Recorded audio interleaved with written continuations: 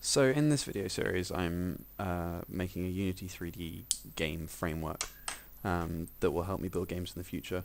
In the previous video, I went over a character class I'd built that used physics rather than the standard Unity scripts to control characters, and it just works better because they interact with the objects in the world, and they can be interacted with by other things like explosions and stuff. But something that I realized when I finished the video was that I hadn't really done it properly, not for characters anyway, because it didn't move quite how you'd expect a person to move. Actually move more like a car or a plane would move. So I'm just adding a little bit onto this video basically to explain the difference to anybody who doesn't understand, also show how this is useful. So I got these two green cuboids, and the one on the left moves like a car and the one on the right moves like a person. And I'll demonstrate this now.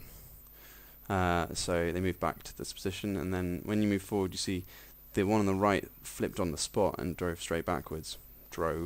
And the one on the left had to turn in an arc because it wasn't able to turn the spot, and you can keep doing this to demonstrate the point.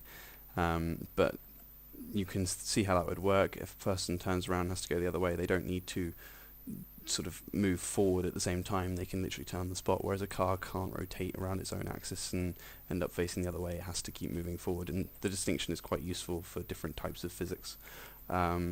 So yeah, that's one of the things that will be available in the framework, is distinguishing between different types of movement.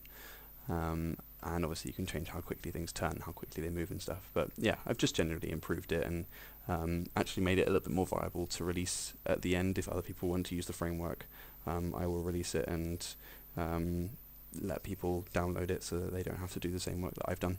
Might be quite useful. Anyway,